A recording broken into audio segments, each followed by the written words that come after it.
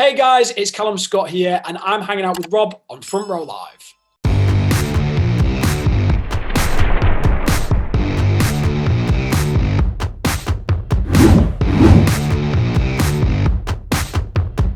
Calum, what's up, man? Congratulations with the new single, Biblical. I want to dive in and talk about the creative process of the song and what initially kickstarted the writing process for this song in particular.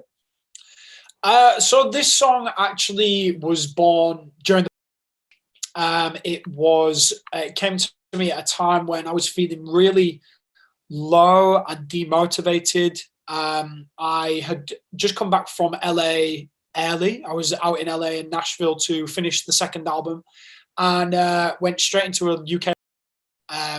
And it was there where I'd lost all my motivation. I was getting quite destructive with my mental health because there wasn't that support network around me as usual. And I'd gone from like having this crazy traveling around the world, singing these songs lifestyle to then being in my house, locked down with no, other people there. And it was a really difficult time for me.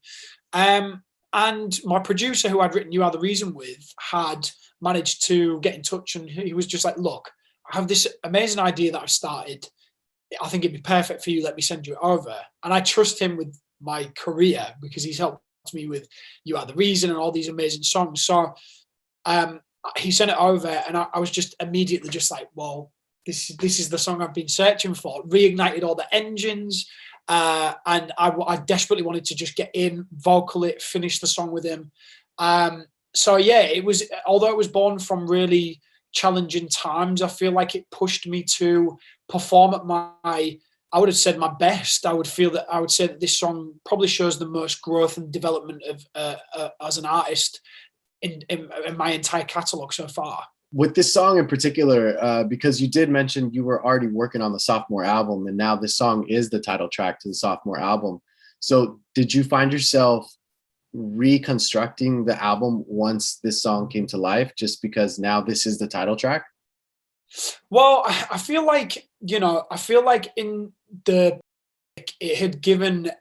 it had made everybody stop in their tracks, right? It had stopped everybody from commuting, from all their day-to-day life, and it kind of ground to a halt.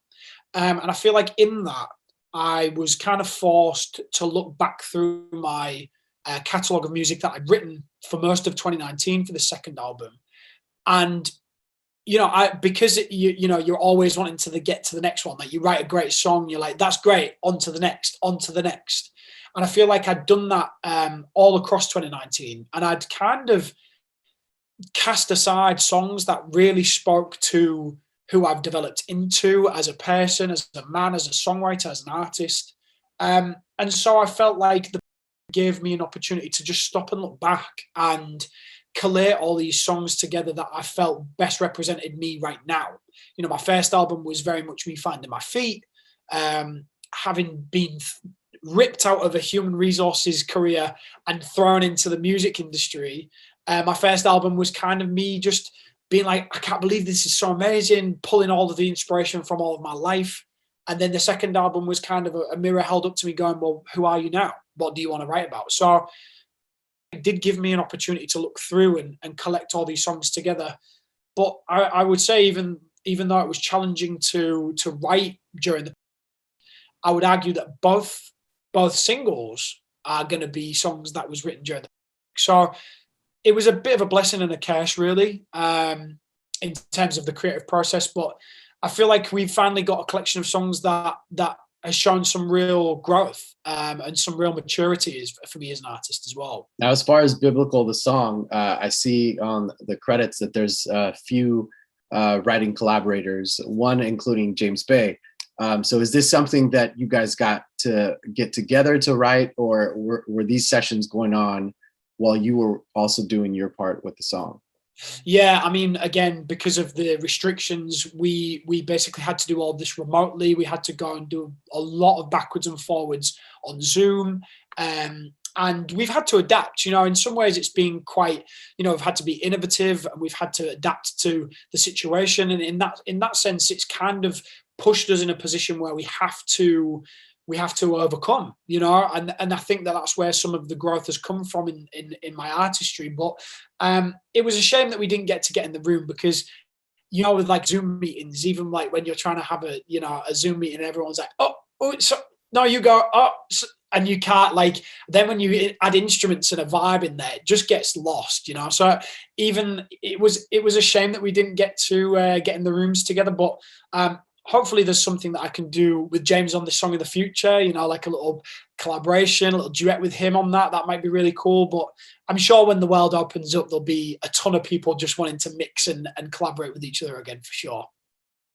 Talk to me about your relationship with John McGuire, your producer for the Sophomore album, because on the debut album, Only Human, it seemed like he was more of a collaborator in songwriting, less of a producer. So now that he is a producer for this record, how different was that dynamic, and how do you feel he challenged you on this record? Great question. You've definitely done your homework as well.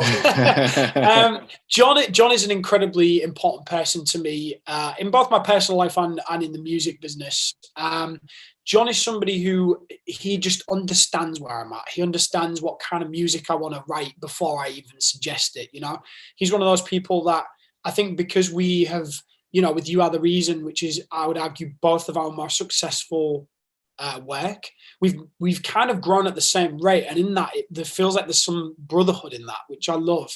The first album was, the majority of the album was produced by Fraser T. Smith, another absolute sweetheart in the industry. I love him to pieces. But as he was cracking on with his own artist campaign this year, so we were only able to get in the studio a couple of times.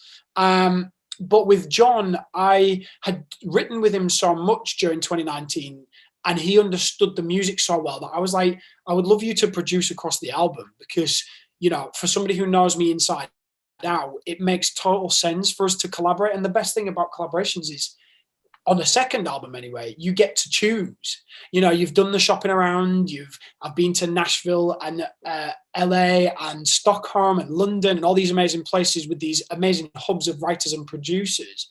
But now I get to look back and go, okay, who really helps me deliver my message?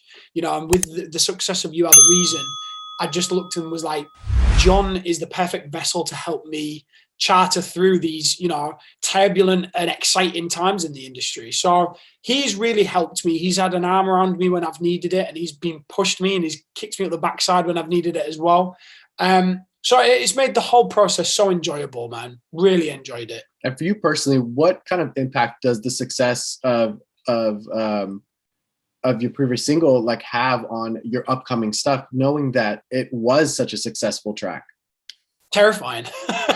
Terrifying is the perfect word to explain it. I mean, you know, I like I said, I've gone from you know, a really successful debut single with my version of Dancing on My Own by Robin, and then, you know, to try and find a follow-up to that was terrifying. I mean, I was quite lucky that I was very naive to the industry, and I was kind of like, okay, sick, let's carry on writing and let's just see where we end up.